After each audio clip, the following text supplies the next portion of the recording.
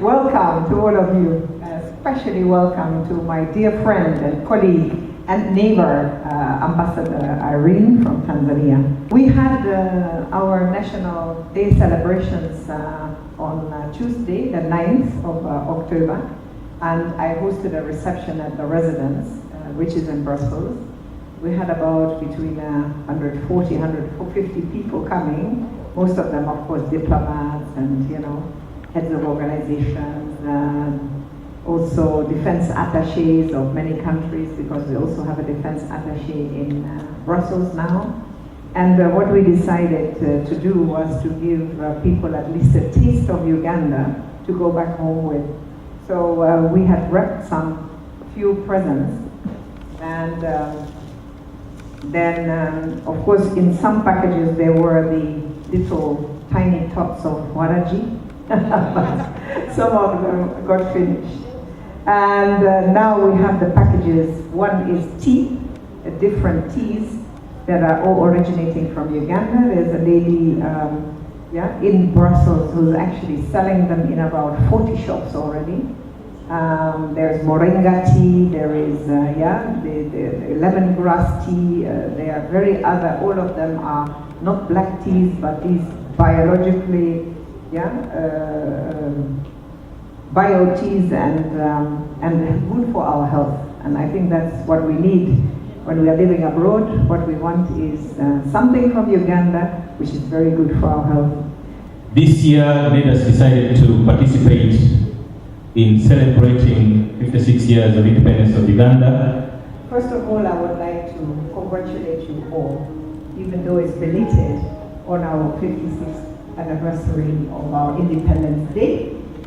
This was a long time ago that we decided we can handle our own affairs ourselves and we become independent from having been a protectorate area of the British colonial government.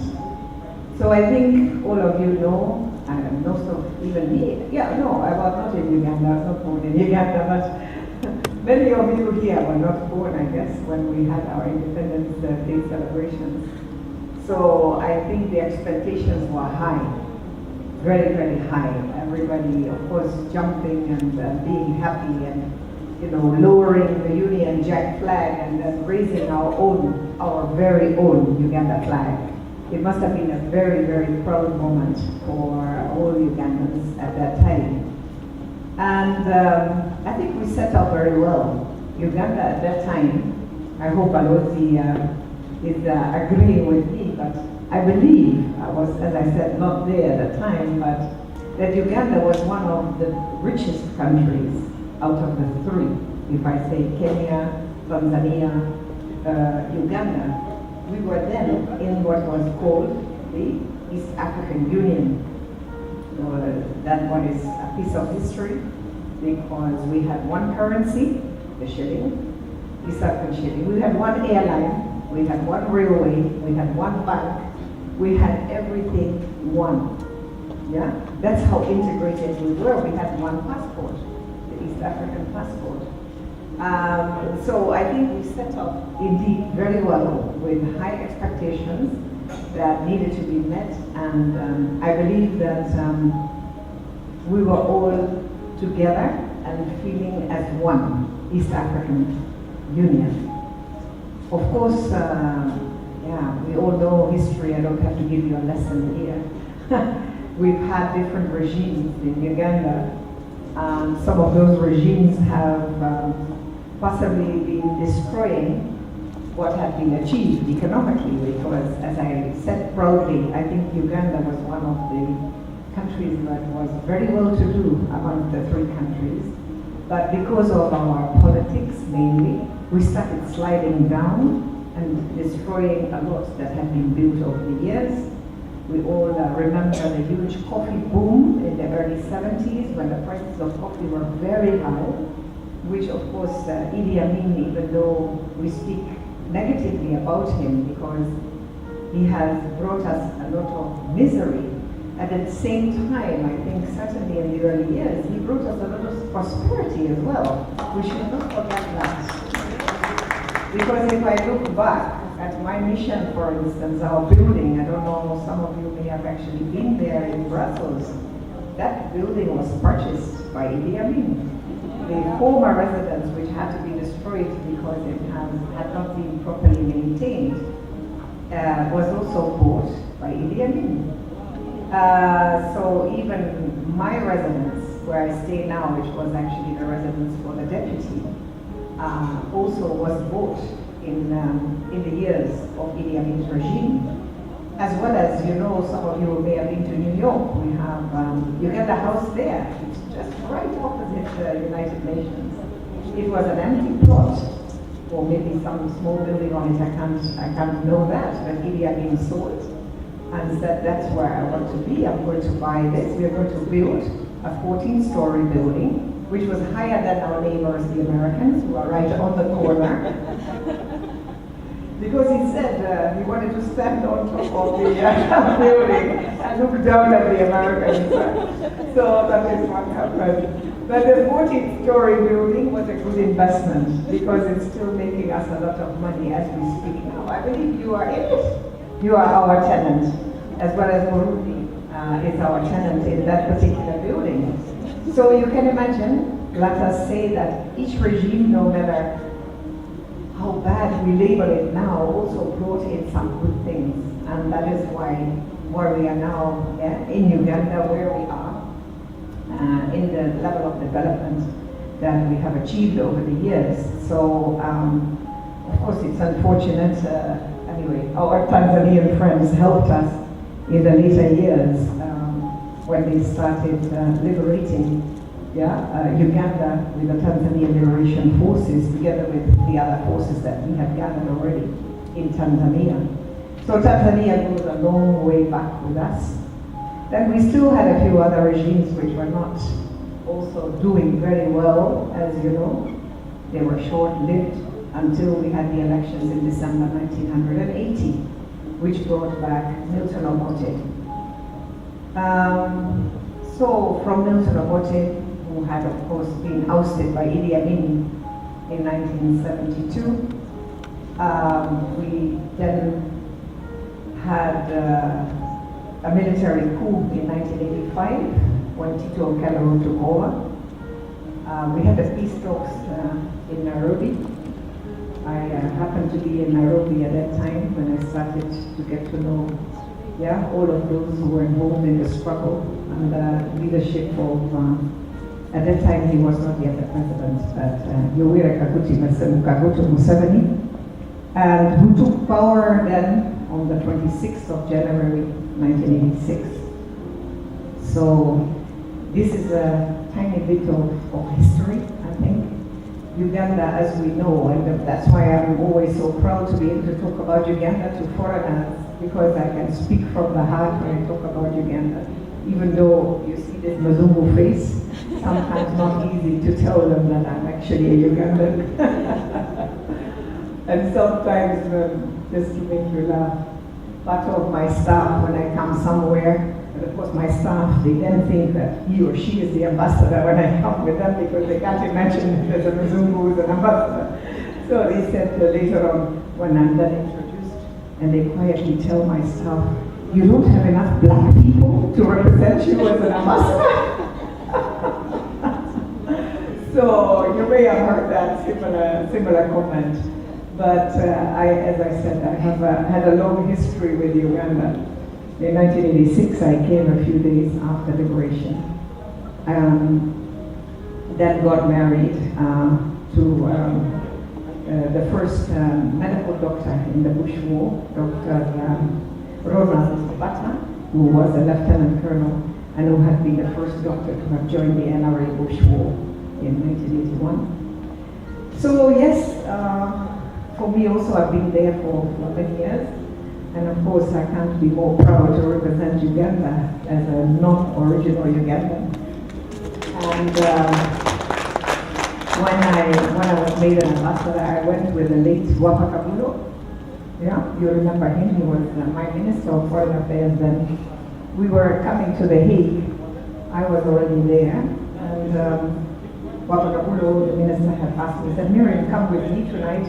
There is this party reception for the opening of the ICC. And I want you to come there with me. So we were standing there on these high tables. It was a walking buffet. And I saw some of these other Wazungu coming towards us. So I introduced my minister, and he was also the first deputy prime minister. Then Honorable Wapakamulo introduced me and said, this is our new deputy ambassador, accredited to Belgium, but mainly being responsible for the Netherlands.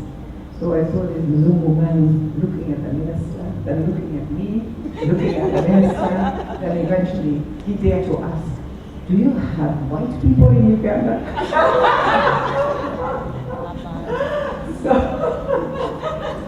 So Honorable Wapakamulo, he was very, very good in the sense of always humorous. And he immediately said, oh, we have them white, yellow, red, blue, brown, any color you name it. We have it in Uganda. So that was the end of the argument. So later on, this man appeared to be a lieutenant colonel who, from the, what do you call the institute in The Hague, where we have international law and the Klingendahl Institute. So through an exchange, we had him come to Uganda and give lectures at our military school. And so I asked him then, you remember that question you posed? Why did you pose that question? He said, Miriam, these receptions and so forth are often so boring. I wanted to be a bit provocative. So I mention it often because our minister also, he was such a great man and a great diplomat, one of the most interesting and most capable and professionals that we had. So we still miss him in our ministry. So Uganda, we've gone a long way. When I came, I don't know whether some of you were there in 1986, maybe with a show of hands, who was there in 86? The rest of you were already out here. Yeah? Or somewhere? Well, anyway, when I came, it was just after liberation, so I was driving through the industrial area, and everything was just open. You could just go into a factory, and you could see there were lots of machines there. Whatever could have been stolen or taken off to be used elsewhere had already been utilized. There was absolutely nothing that was working on 6th and 7th Street. So we had actually come because I'm the one who chartered an aircraft for the new government. So with the late Honorable Kiseka, the late Eria Kategaya, Sam Male, who's also an ambassador. We came with a Juba, also the late. So we had an aircraft full. And then we had come with our little brown paper bag from Kenya with toothpaste and with soap. And I believe even the eggs, well, we didn't carry them, but the eggs used to come even from Kenya. That's how bad our economy was. Really, really bad. Just brought to absolutely nothing. You know that the Kenyans, Kenya breweries, would set up a factory in Kisumu to just supply beer to Uganda only. That was only for exporting beer to Uganda. And so everything that we had, it was imported. We did not even make our own milk when we had lots of cows that we could have utilized, but roads, accessibility, coolers to cool the milk, nothing. I remember that at that point we used to get donated milk from the European Union, milk powder that the Uganda Dairy Corporation was putting with water in these plastic bags, the 1 liter plastic bags. So I think, and I have often been asking myself and asked by others, I really believe that when a country has been brought down to below zero, it's not just zero, but below zero, nothing was working anymore, it's more difficult to build up a country, than when you're starting a new one. For instance, Brasilia, the new government capital for Brazil. You have Abuja, which was a new city that was built to relieve Lagos, right? There are a few others that have been built. It's much easier to start from scratch. It's like you can compare it to building a new house. Yeah, you start from scratch. It's cheaper than renovating an old one, because we are now embarking on the renovation of our chancery in Brussels. It's costing a bomb, I tell you. We have to leave the mission. Hopefully we shall start moving away from there and renting somewhere else for about 1.5 years, so that all floors and the whole building can be renovated. So that's why I said it's far more costly to renovate than it is to start from scratch. So it wasn't easy, because if you want to start doing NITIL, where we used to make beautiful materials, yeah, all the machinery were there. I remember going to NITIL and hardly anything was working. You have to first remove all those old scrap stuff before you can start again. So I think a lot has been achieved, and I think there was an enormous euphoria, because the new NRA, even the Kadogos who used to come, they were searching you on the streets, on roadblocks, but they were very polite and open the boot, madam, and you would open the boot, and then they would check, and then you were allowed to drive off. This was something that nobody had ever experienced prior to that. In some of the bad days, when there was actually total anarchy, because the army was in charge. If you were owning a gun, you could point it at somebody and steal and rob people blind. So I think a lot of discipline and great expectations that people came in with. We started on a very difficult job of rebuilding the country. So I think in all those years, if you come to Uganda now, if you haven't been there, but I have been there since 1986, it is an enormous change. We now have factories, we have good roads, we have things that work. We have Kampala City, of course, is too small now, as we all know about the traffic jams in Uganda. But the traffic jams are a result of economic prosperity, because everybody owns a car, everybody wants to go in the car to their work. So I would like to say, of course, there are problems and challenges that come with development, which we have to actually handle. And that is not so easy. We cause a lot of pollution. We have very unfortunately had a landslide, mudslide. You must have heard about it. It was on the BBC News. 30 people have so far been buried, but I believe that a lot of them are still missing. Yes, they are looking for bodies. The Red Cross involved, the army is involved, and so that is a very sad development. In Bududa area, we in 2012, as you may recall, we also had mudslides and landslides there. And the government made an effort to resettle lots of people. I think you know that. But what has been happening as of late is that the people wanted to go back to their origin, to the soil, to the ancestral homes. Well, some of the homes were destroyed, but at least this is where they grew up. And also because they were tempted, because that area of where the mudslides were is a very fertile area. It is mixed with volcanic soil. And if you have that mixture, you can grow anything on those mountains. So a lot of people have come back. And I would say that the reasons why the mudslides happen is always a combination of factors. It is the people coming back who start destroying the trees because they want to grow potatoes and beans and other things. So on a mountainous area, when you start destroying the trees, you also miss the roots of those trees that keep mountainside together and reinforces it. So that is the human element, I think, that then of course we must not forget that we all are responsible for destroying our planet, and that climate change is not something that we have had no hand in ourselves, each of us. Even every day we take a car, we take whatever, we are contributing to a further slide and a further decline of our planet, when we actually need to preserve it and keep it for future generations. I find it very sad that that is taking place, and we must do a lot more.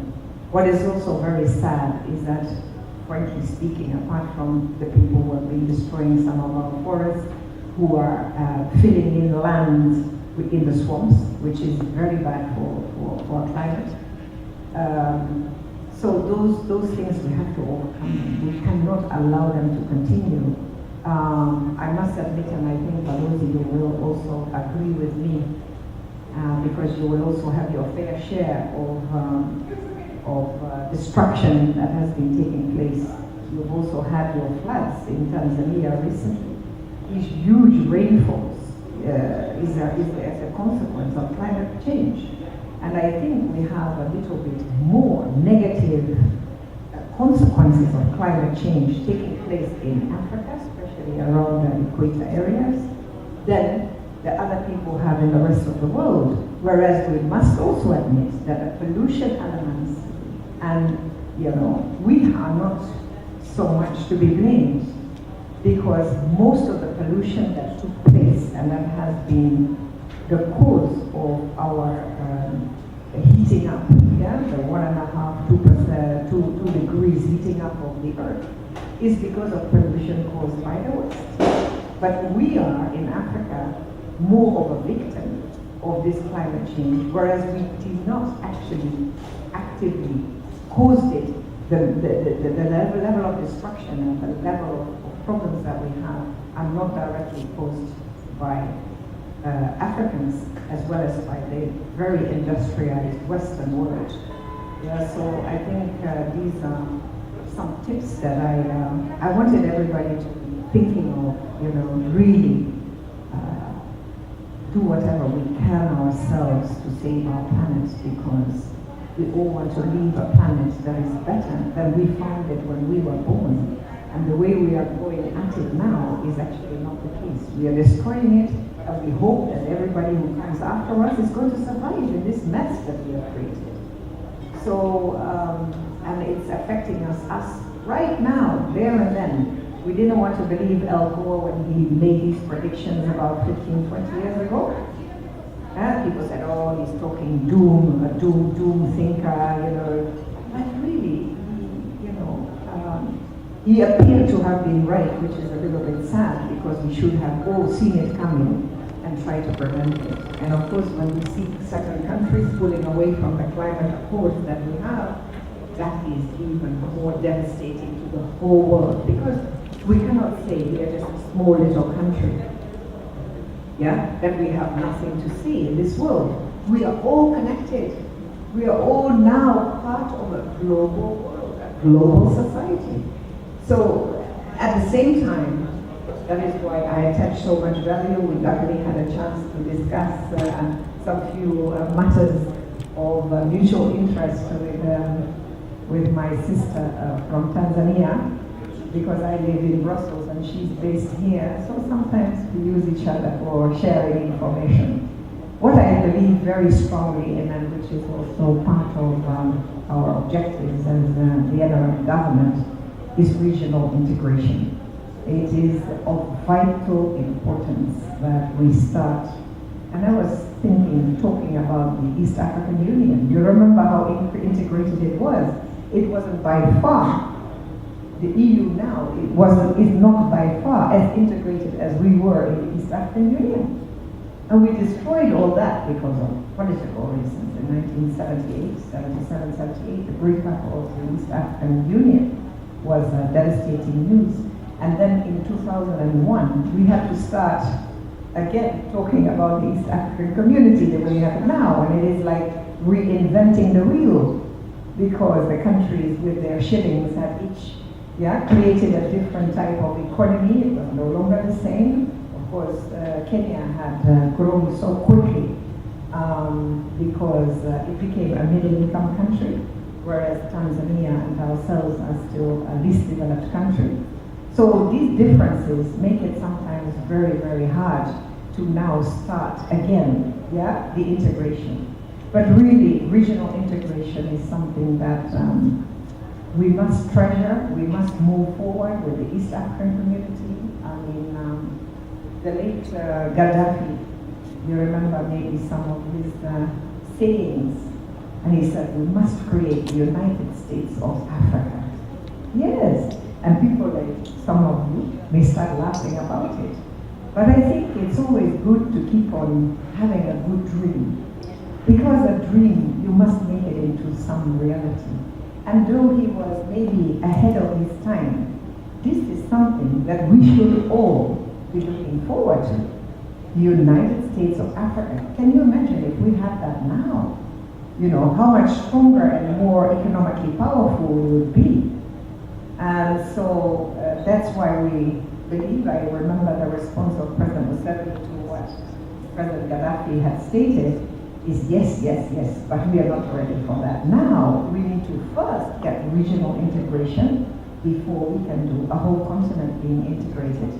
And that is true, you first have to remove your borders or make border crossing is very, very easy. So it is something that I was very proud of because I was in Uganda last month and I went to the URA and I went to the customs department and in Nakawa, I was invited there because I wanted to see, because the World Customs Organization is actually, its headquarters is in Brussels, so that's how I become involved. And they were also loading us, Uganda and East African community, it's now Kenya, Uganda, and Rwanda, who have a customs system that is integrated, but it is so modern. If you are there, you have no idea. I was there on the wall, big like this. You see the map of the whole of East Africa or the whole of Africa, whatever you want to get, you just zoom in. Yeah, and it's all regulated by satellite. And each truck that is in Uganda, yeah, can be actually, you know, you put your cursor on that truck and you know what is inside, who is the one who is driving it, what the goods he's having. It is amazing. I didn't know we had such a modern system. I believe it's one of the most, according to the WCO, the best system that we have in the whole of Africa.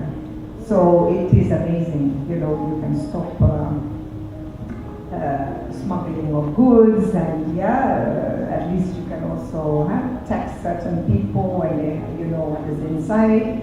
It has helped us to make the delivery times quicker from either Tanzania, Tanga, Dar es Salaam port, or from Mombasa ports, which used to take a long time.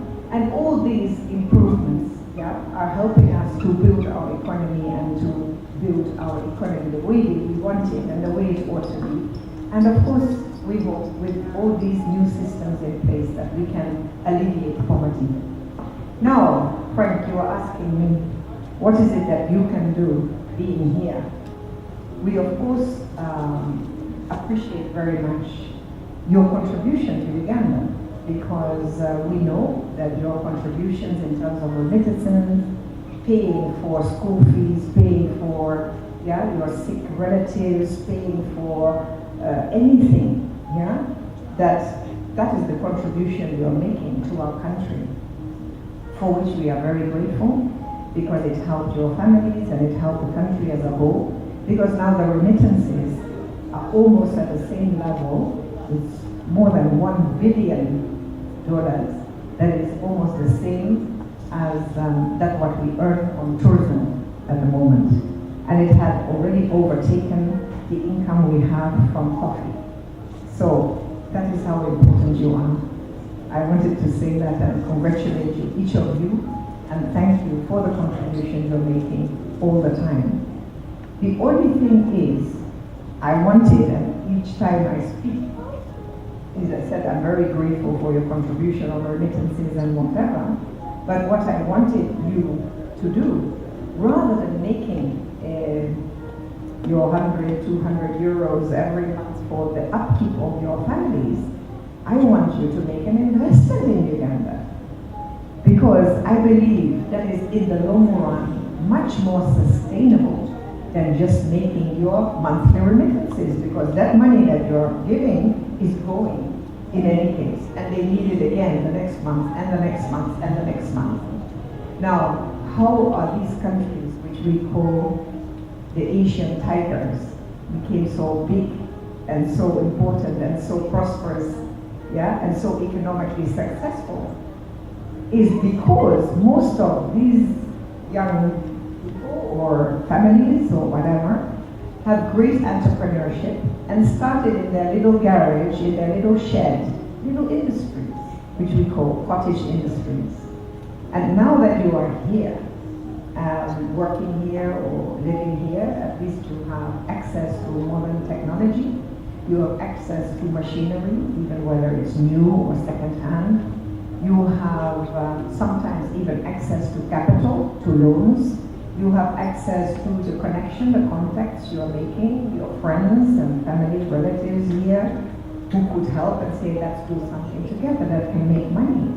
Because I personally believe that in our countries, Tanzania likewise, the sky is the limit in terms of investment. There's so many needs that we have. I mean, myself, I was in tourism for many years, but I was the first organization, the first touring company that was receiving visitors from outside to go on safari with in 1990. So I wanted to say that since you have all these benefits, yeah, you can actually make more use of those benefits and fortunate aspects of your finding yourself here in the Netherlands by thinking about starting a little cottage industry in your homes.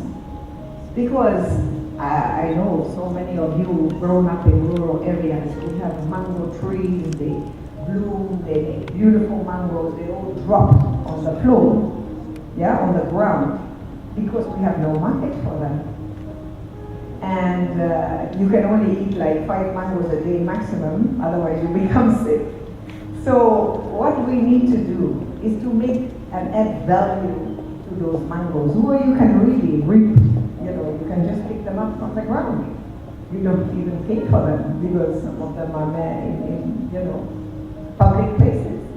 So you can imagine, I was thinking always, and I use it as an example because it's the easiest way to do it. If you were, for instance, having your little garage somewhere in Uganda, or your little shed, or whatever, is that you, for instance, here, could buy yourself a drying machine for drying mangoes, yeah?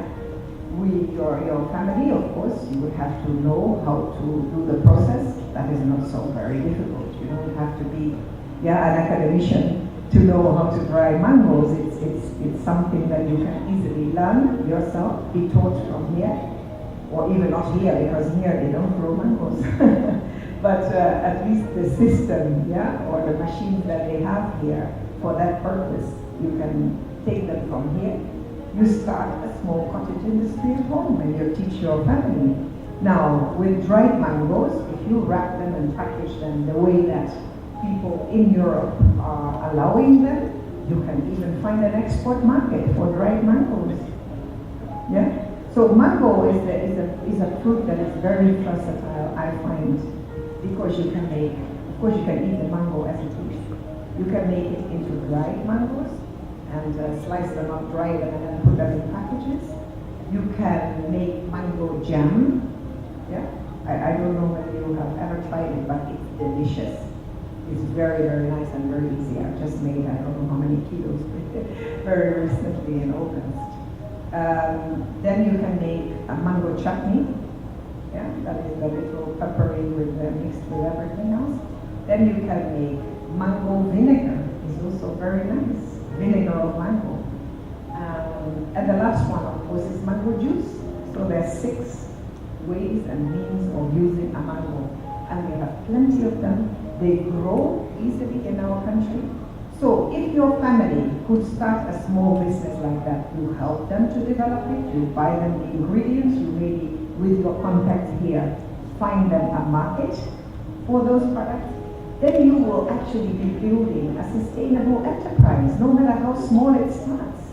And that could actually maintain your families without you in the long run, yeah, having to make your remittances every month, 100 to 200 euros or more to sustain your families in Uganda. So I just wanted to give you that as a little bit of food for thought, because there are many other little cottage industries that you could also start.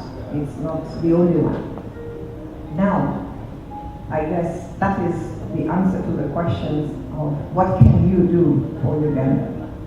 I think also we need to be positive about Uganda. I have, in the beginning, I came here in 2003, and I was a deputy ambassador. And one of my tasks, like it is in our mandate as ambassadors, that we have to engage with the Ugandan diaspora. And it was very difficult for me. I think you were there already, Robert as well. But there were some other group, yeah, for the Pillar of Africa. That is Ali Balunwa. And I had contacted them because they were sort of the stronger, yeah, group around. And the first one that I got to know, they refused to meet me. They refused to meet me in 2004, I think. And I said, but why you don't want to talk to me? I am the one who is now the deputy ambassador. I reside in The Hague, and it is my task to actually engage with you. No, you're a Museveni spy. We don't want to hear from you because you are going to be reporting on us, and that's what we don't want. I said, my goodness me, you people lived in the dark ages, yeah? This is a new, modern state and a modern society, and I'm not, I don't deny that, of course I know the president, he's the one who appointed me, but I'm certainly not his spy. I am here to carry the message of Uganda, that it's a beautiful country that we can invest in. It's one of the tasks, but I don't want only these foreign Wazungu investors. I want you also as an investor. You people who are actually having a much greater part of you in your heart in Uganda than any foreigner who has never seen the country, for instance. In any case, we decided with Ali Balunywa and Hutu, you remember? I met them, eventually we decided, let's meet neutral grounds, that was the airport. So I went to Schiphol Airport and we met there in some little restaurant, and that's where I first met them. And so I think I told them, I said, listen you guys, I know you're all FBC and whatever. I said, I don't care. You can be whatever you want. For me, I don't have to start talking about politics, yeah? There's a lot of other things that we can talk about. And I must admit that's another thing that I want to commend you for. You are always organizing, of course, weddings, but what is also important, funerals. And getting together, organizing services for people who have passed away, or even for maybe your father or mother who passed away in Uganda. I find that very heartwarming, that you are such a close community in that sense, that you all come together in very difficult times and in happy times, such as this one. So I told Ali and Kutu, I said, listen, let us not talk about politics. Politics only complicates matters, yes? For me, I am there. I represent Uganda as a country, and the head of that country happens to be President Museveni. Now let us try and find a way where we can communicate. Yes, because I need you, and you don't know how things are turning out. Maybe one time you need me too. Yes, when the body needs to be transported back, we as an embassy come involved. Unfortunately, we don't have the financial means to assist, and that's why it makes you, for me, to be even prouder of you, because a lot of the times you're the ones who are getting the money together to transport the body back to Uganda, which is an incredible achievement, I think. And I'm very proud of you that you are able to do that. So I said, let's talk about Uganda, because that is one subject that we have in common, Uganda, because you're born there, you live there. Even for me, I was adopted by Uganda. And so it's in my heart, it's my country. I'm no longer a Dutch national. I've given up and revoked that nationality many, many years ago, and I'm only a Ugandan national. So let us talk about Uganda and what we can do together before we start talking about politics. It's not that I shun politics, not at all, but I do fear to talk about politics as such because I'm not a politician. Yes? And the other day I went to this convention that was organized by Kizza Besigye in The Hague, you remember? Oh, they started talking about politics and Burundi politics and how bad the country was and how bad the leader. And he said, oh no, finally, Ambassador is here. She's going to give us all the answers to the questions we raised. So when I came on, was any of you there? No. When I came onto the stage, I said, I may be the most disappointing speaker you all had over the last 2 days because if there's one thing that I'm not going to talk about is politics. Because if you had wanted the answers to the questions you have raised, you should have invited a politician and not the ambassador of Uganda. Because I'm here to represent all of you, no matter what your political beliefs are. And I very strongly believe in dialogue, because dialogue is the only way to solve our problems. If there are differences, political ones, have a dialogue. So what I did, I don't know whether some of you, I'm sure you were there, both of you, this little place in Amsterdam Zuid, from the Kavuma, that little bar that was there, very dark place and whatever. So we started organizing get-togethers there. I had there Honorable Orion Okello, Tarsis, Honorable Tarsis Kabujiri.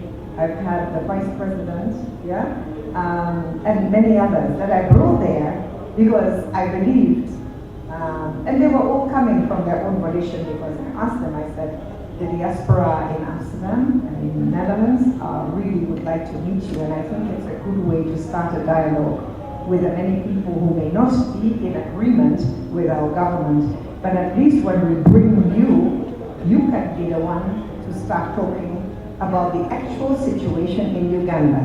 Because some people have been here for 20, 30 years and have never gone back to Uganda, and we're hearing all these bad stories. Some of them were absolutely not true. And if there is a possibility to have a dialogue, then at least you can hear it from the horse's mouth. And you can debate. Oh, it was so difficult in the beginning when we had these debates. Unruly and whatever, they didn't allow even some of our ministers to speak. They were just noisy. I took the microphone and I said, listen, we come here in our own volition because we thought you wanted a dialogue. So if you don't want it, then I'll leave immediately, but at least give the courtesy to the people who are VIPs in our country to be heard and to be speaking in a more polite way. So otherwise we don't have to be here. We could be having dinner somewhere and discussing other things than being here with you. So anyway, we finally managed to get the unruly ones to be at least told by the others to say, listen, let us at least be polite and let us extend Ugandan hospitality to the visitors who are here. If you have any difficulties with any of your past or what, please don't hesitate to come and discuss it with me. We want all Ugandans to be able to freely visit your home, visit your country, without any hindrances, any encumbrances, but just be home. Because eventually, I think, when I look at some of the people that have passed away here, everybody wants to go home in the end, isn't it? And you prefer to go home before you actually be in a box rather than, and I think that is what we should aim for. So, is there any other specific question that you have? Because, as I said, there's such a wide variety of issues that I could discuss. I also don't hesitate to talk about recent developments. If you want to hear about the MPs, Bobby Wine, because I don't hesitate to give you answers to that. I just had the other day the Deputy Speaker who came back, who was heading our delegation in Brussels for the Joint Parliamentary Assembly between the ACP and the EU. So he told me that Bobby Wine had just been there the other day in Parliament. He was just being one of the members. He didn't ask for an intervention, but he was just there. And so things have quieted down. Yes, let me just say one thing because I know it may be on your mind and you may think, oh, she's giving you the line of government and what. Yes, that's why I don't want to ask the question, but what I have seen out of this bad few weeks, I was very busy, asked questions by the EU, bilaterally by the countries that I'm accredited to explain the situation post-Arua, if I just may say. It has done a lot of damage to our country.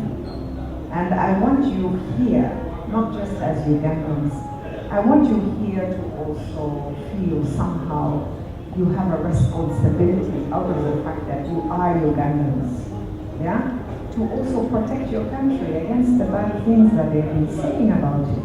I mean, some of you may have even been in Amsterdam recently for the demonstration, Free Bobby Wine. I was in Amsterdam with the Speaker of Parliament actually, so it is, we had a discussion, very open discussion with her as well the following day after the demonstration. But you see, one thing, one glitch, and your whole reputation goes down the drain. The reputation that you have to build up over years. And sometimes it hurts me very much because Bobby Wine, of course, he has a lot of followers with the youth. Yeah? And I think that will be the last issue that I will discuss before you may have questions. The youth, yes, the youth are very important. They are our future. And there are very many disgruntled youth. We have like 30,000, 40,000, I think, a year coming out of universities with degrees. They can't find jobs. They have to take a job as a house girl or a shamba boy or something like that. And that is, of course, disheartening because our economy is not as big as it should be, and it's not as big as we should be maximizing its potential. And that is the reason why so many youth don't have jobs and they don't find jobs. So what we need is our economy to expand. Because when we get more investors in, when you may start your little cottage industries that I talked about, it will create employment. Your present family members who are not employed now may find that by drying the mangoes or doing a little whatever work that you give them, they will find something that is sustainable, that gives them the pleasure and the pride to be involved in because they are doing something for the good of their family. So I do agree that it is a big problem. But if you now see what damage has been done to our nation, yeah, in terms of the potential that we had for investment, I lost indeed two big Dutch companies who are going to come to Uganda, who now say, put it on hold, because of the situation there. And that is why I said you also have a responsibility. Be my deputy ambassador in the Netherlands. That is what I'm asking you to do. Because Uganda is such an incredibly fertile country. It's not only where we have the mudslides. The whole country is a fertile country. We've been blessed, and like you have stated before, we were not for nothing called the Pearl of Africa, or the pearl on Africa's crown. That's what we are. Now, that potential, I believe, we have not been able to maximize it. For me, and I drove, I think when I took delegation in February, ambassadors from The Hague and so forth. We went to Bulu and Hera. Now, those are hundreds of kilometers, right? If you see how much land we have passed, which is, well, it looks like it's nobody's land, it may be belonging to somebody, but at least there's no economic activity taking place on that land. And when I see it, it hurts me that we know we have so many unemployed youth. Why can't we persuade them, yeah, to work into agriculture? Because agriculture is still the backbone of our society. About 78% of all Ugandans work in agriculture. And maybe when you think you have an academic degree, I'm now going to have a job from 9 to 5 in a nice plush office, that is not maybe where the money is to be made. And if you see, because you know we have this beautiful program with the best farmers, you may have heard. I received them again in June. I received the best farmers. And there was a group of about 13 best farmers and some others, about 15 people in total. But one of them was an oil engineer, yeah, who has decided to make it into agriculture. So you see, and what I have seen, because this program, we've had it for 5 years with the Dutch and the New Vision and the VFC Bank and KLM and all that, we've had this program for a long time, but what you see is that most of the successful farmers are actually those ones who have academic qualifications. So they are willing to put their hands in the dirt and actually earn good money. So this is, we have to have a bit of a mentality change. That is not because you have an academic degree that you can't make your hands dirty in the soil of Africa. Maybe that is where our future is. So, I know I've spoken so long, but thank you so much for listening to me. And please come and visit us anytime in Brussels. I would like to thank all the organizers for having put in so much time and effort to organize this evening.